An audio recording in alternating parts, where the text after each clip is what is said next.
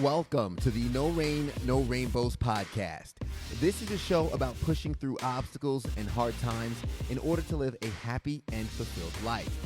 I'm your host, Ted Phaeton, and it's a pleasure to have you joining us. I hope you enjoyed today's episode. Let's grow.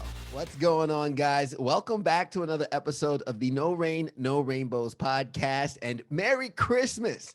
As always, Yes. shout out to my executive producer, Andrej Suttles Suttles Solution Media, for helping to make this podcast possible. And even better, we have Andre, the man himself, on the podcast. What's up, man? Hey, what's going on, everybody? What's going on, Teddy? Merry Not Christmas to much. everyone. Yes. Man, Merry Christmas to everybody. I have my Christmas hat on. You have the Christmas fedora on. And I'm just wondering, I where'd you do. get that? A lady, I did a Christmas parade this past weekend, and crazy story. She said, you're gonna be in the parade. Do you have a Christmas hat? If you don't, I'm outside your house right now." And I was like, "What?" And like I was on my Facebook. I came in like, and I was like, "Huh?" I go look out the front door, and literally she was just sitting there waiting on me to respond. There And I was you like, "What if go. I wasn't home?" Like, but anyway, I was like, "I don't have a hat. What's good?" And she was like, "I got one for you." But That's yeah, awesome. Hey, good thing you were home, man. yeah, literally. So now I'm rocking this fedora with there it is, Oh, yeah. So little for those accent. that are listening, he's got a little mistletoe in his fedora. Mm-hmm. All right. Well, I know a lot of folks probably are creating some memories like that Yep. themselves as this is the holiday season. Some of you might be listening to this after it's come out, might not be Christmas.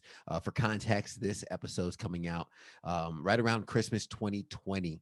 And it's been Mm-hmm. quite the year for a lot of folks. Christmas supposed to be the happiest day of the year of any Mm-hmm. year. And we're talking about Christmas for 2020, which could look unlike any other. But Andre, you were saying, man, you've had a pretty good year overall, so Christmas should be pretty nice. I yeah, I'll say in scheme of things, 2020 was good. I say that because I always keep in mind that everything can be better, but it can always be worse. So just having those two perspectives, and when we look back on 2020, I think we're all gonna say it was a year of growth, a year of innovation, a year of um, you know discomfort that's gonna propel us forward. Absolutely, and that's all perspective, like you mentioned, because I know a lot of us probably um, had our wound found by 2020, Mm-hmm. right? 2020 Yep. most likely scarred some of us, but it also probably unleashed some of that strength that we had within us that we didn't know we had. So it's taking the good with the bad. It's no rain, Mm-hmm. no rainbows, literally. And Mm-hmm. 2020 had a lot of that rain for a lot of people. So I'm excited for the rainbows to come out and about. And speaking of which, a lot of people remember Christmas as a great time. And for any of the listeners, I want you guys to think about this question as I throw it to Andre, because I want to unpack a few different stories here. But Mm-hmm. Andre, what was your best Christmas? Which one just stands out? Mm. Ooh, you know yours already. I do. If you want me to go first, Oh, I no, I was just asking. I was just asking. I would say my best would, knowing kind of the route that I've taken in my life and empowering others, embracing change, embracing the kind of aspect of growth, innovation, just developing yourself. One of my favorite, you said favorite best Christmases, right? best Christmas. Yeah. Yeah, best Christmas.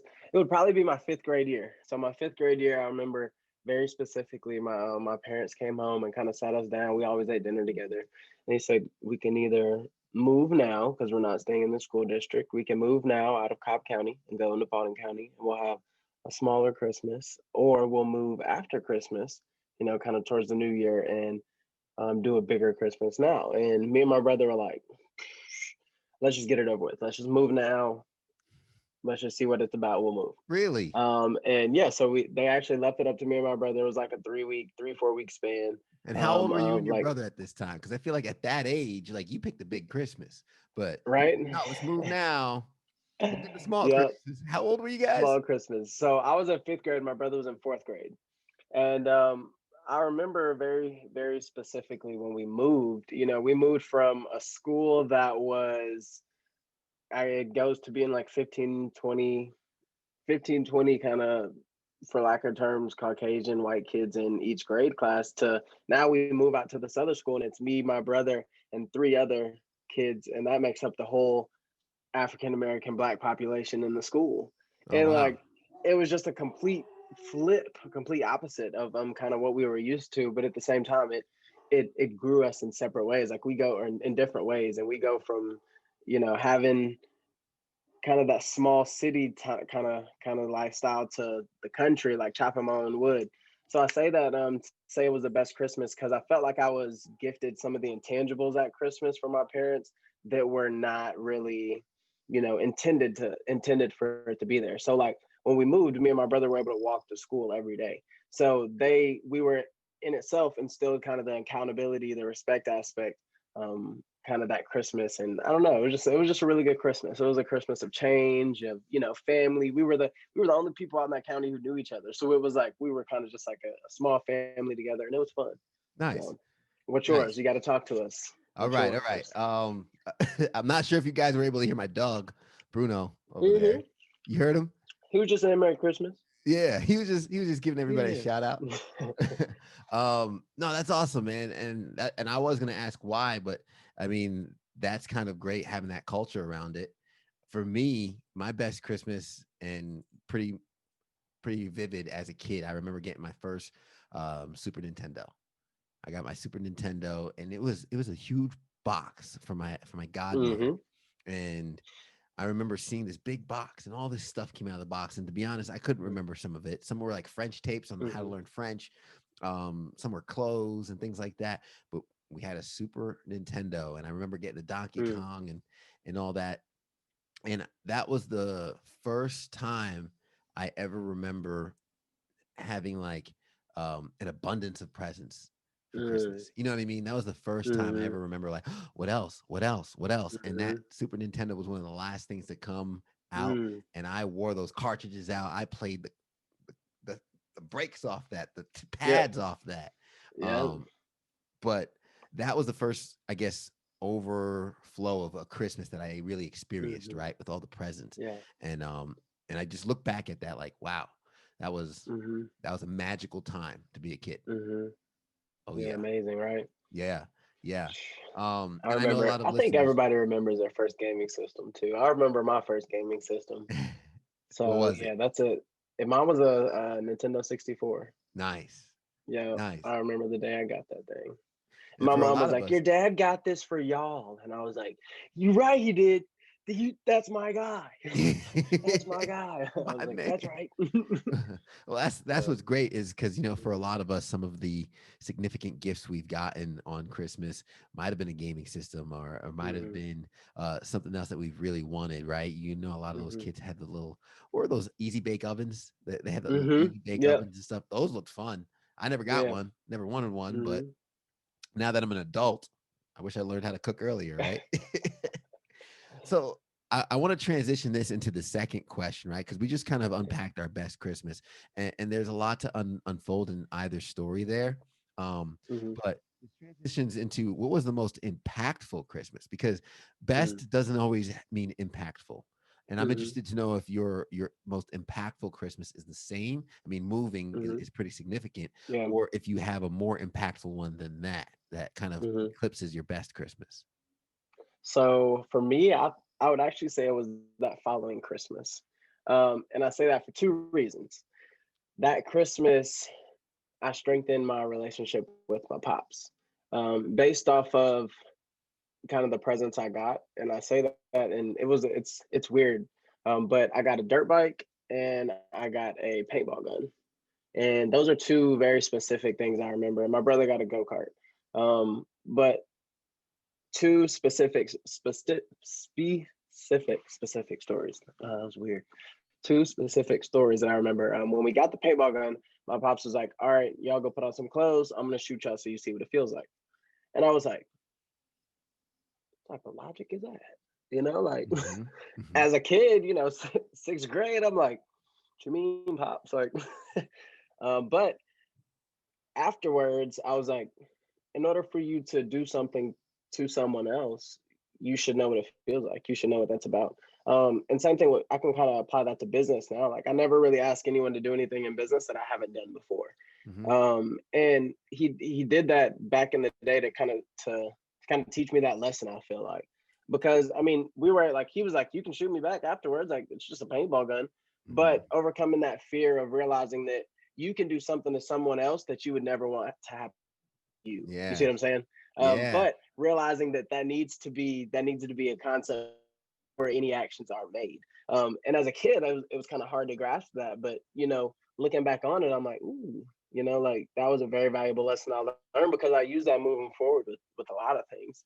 And then as far as the dirt bike goes, I'll say like that in itself sparked. I've always been a really big car motorcycle person, and that in itself kind of sparked that first, like, my pops always coached us in football and everything. And after, when I got to middle school, he stopped kind of coaching us in football.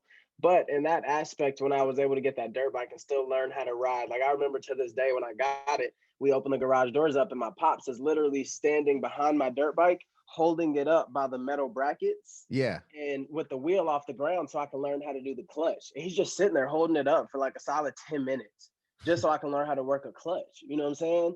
And little things like that where I was like, wow, this man just taught me how to ride a motorcycle on Christmas Day in 30 something degree weather. And we're just out here just sun and pops in the garage. Yeah. Meanwhile, my brother's doing donuts in the front yard with go-kart. Like, these are things that, like, I look back and it's like, wow. Yeah. Just seeing these things and realizing I'm extremely fortunate and I was extremely blessed. Because I know one thing my parents always did was they always asked us what we wanted for Christmas earlier in the year. Hmm. And they did that because we had to earn it throughout the year. And I'm not gonna say we weren't spoiled because we definitely were, but we earned it. We cut the yard every 2 weeks. We made sure when they got home, all of our chores were done. After dinner, we cleaned the kitchen. So it was that mutual aspect that kind of made that so valuable for us. It felt like we were doing things as a family. So Yeah. I like that. Nice. And that's really kind of the memories that we hold on to that kind of take us moving forward. And it's funny Mm-hmm. because just seeing how your two answers progress, I think my theory of these line of questions is coming into fruition. And it's funny because so Mm. I hope you don't mind. I'm using you as a guinea pig here with these No, no, you're questions, and good. I hope the listeners are kind of unpacking their stories along with us as they're kind of Mm-hmm. adapting to the first question of what was your best Christmas, the second one being your most impactful, right? Yeah. And when I reflect on my most impactful Christmas, I remember it vividly. It was Christmas 2013. Um, Mm. I remember 2013 Yeah. because um, the spring before that, the spring in Mm-hmm. 2013, I got my dream job in Mm. Saginaw, Michigan, as a meteorologist. Um, by the time it was that December, I had moved again, and that was the year 2013. I moved, I want to say 5 times. I moved one. Mm. Yeah, I moved a ridiculous amount of times in Yeah. 2013. It was one, two, three, four times I moved in that single year. And now I'm in a new city in Greenville, Yeah. South Carolina, that December. And Mm-hmm. I spent Christmas by myself. I remember I Mm. bought myself an Invicta watch. I cooked Yeah. myself some lamb chops that night. I Mm-hmm. went to a movie with some friends that I just met Mm-hmm. from moving in the area. But I literally remember that Christmas is the first Christmas I spent by myself. And that night, I wrote in my journal, I said, Christmas 2013, the day you learn the cost of chasing your dreams. Mm. Um, I know Christmas is a family time, right? You want to be with Indeed. friends and Yeah. family and everything. But unfortunately, because I was chasing my dreams and I was going for what I was going for, I had to spend that holiday alone. It's the first time I Mm-hmm. had to. And that for me was the most impactful one because, and that's why I Mm. believe the most impactful and the best doesn't always have to be the same. And Yep. I mentioned that, hey, the most significant one and the most impactful one changes us, while our best one usually makes us. My third Mm-hmm. question is really kind of unpacking what the actual impact, right, of those two together are. And Mm-hmm. this question is a forward thinking question for the listeners. You might already have children if you're listening to this. You might already celebrated a few Christmases, but still, Mm-hmm. you can play along if you've Mm-hmm. had kids already and experienced Christmas. But Andre, what kind of Christmas do you want to have with your kids? Mm. So, in good spirit, I think it's here that the listeners get your answer first on this one. Fair Not enough. that I don't know my answer. I promise I know my answer. But you get to go first. I feel like your answers are a little shorter, so now you get to be a little lengthy on this one. So I would say this is actually an answer that I haven't thought of yet because I wanted to be kind of authentic Hmm. and unpack it in the moment. Yeah. But comparing the Christmas that I've had with the Christmases that Jess has had, they're very Hmm. different, and there's a magic to it, right? So I guess if I could sum it up and explain in a simple sentence how I want Christmas to be like with my kids, I would explain it as magical. I think we can create magic, and Hmm.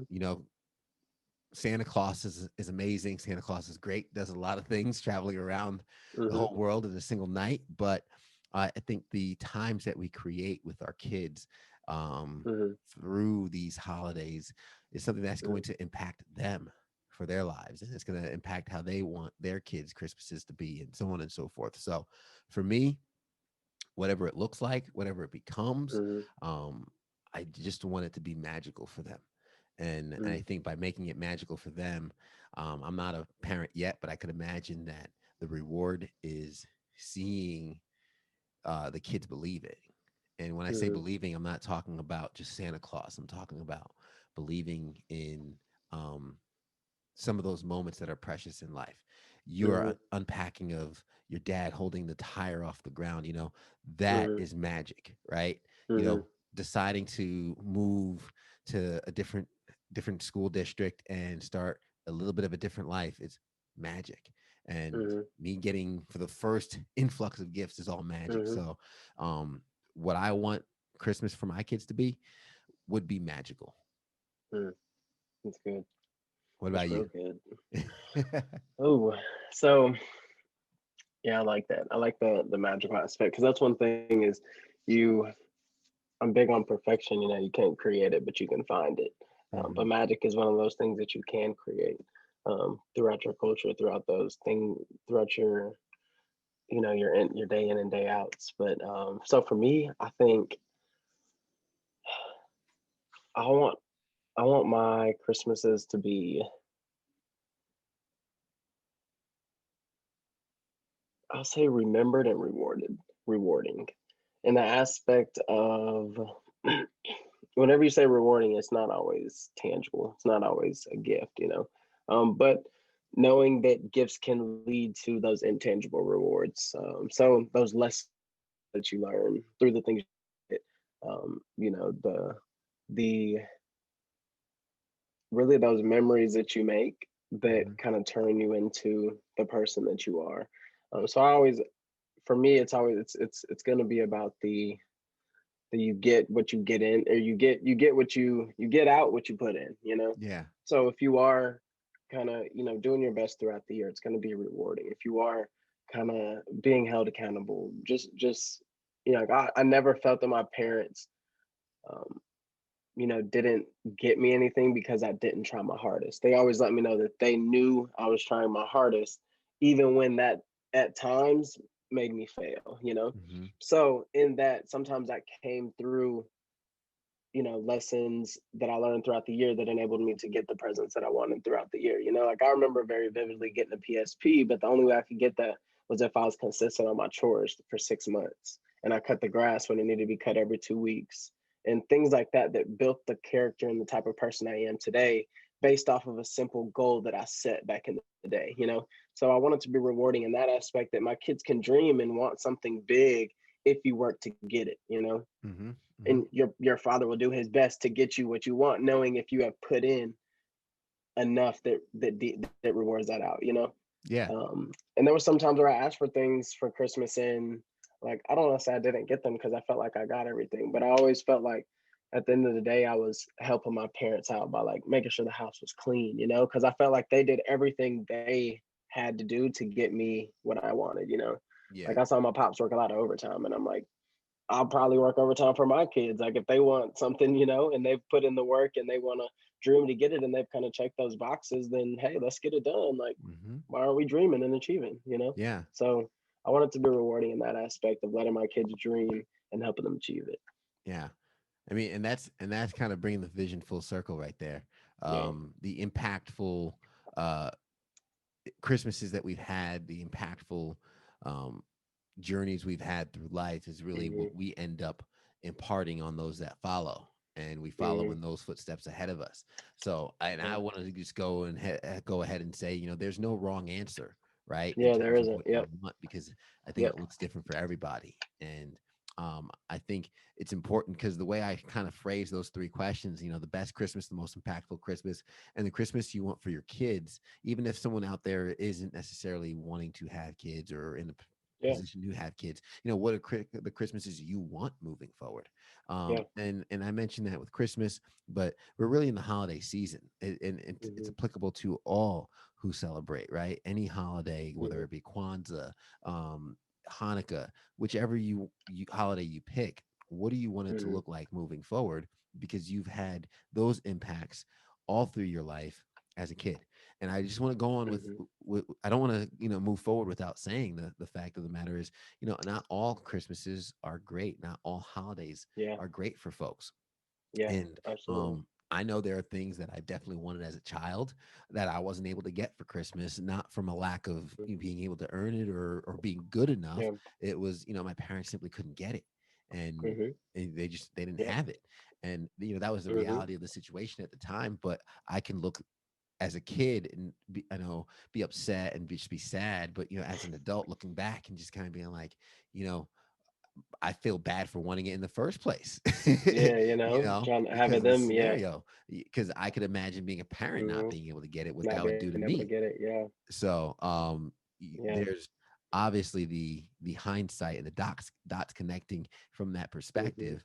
But with the fact of the matter, all Christmases and all holidays aren't always great, but sometimes Yeah. even the bad ones impact someone to have a significantly good one moving forward, or Mhm. significantly give and help others moving forward.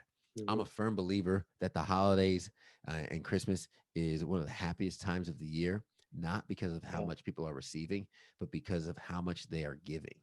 And Mhm. that is where the true happiness lies. It's when we're doing the most for each other, it's when we're doing the most for others, and it makes us all feel gooey and happy and magical and giddy Mhm. inside. And that's why, hey, why do we have to wait until 1 or 2 months out of the year to be this way? Yeah. Andre, why don't we just be happy go lucky, gooey and dewy and all that inside all Mhm. year long, giving out hugs like we used to? Mhm. The COVID. Rona. No lie.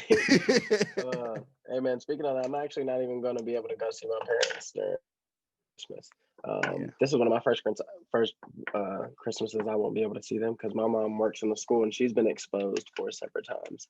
So it's like we're gonna have to do Christmas after New Year's, which is different, but Yeah. it'll still be memorable. So that's the number one thing. Yep. 2013 was actually a very good Christmas for me too, man. It was the first year that I realized Christmas didn't mean gifts to me anymore. That was my first year of college. Nice.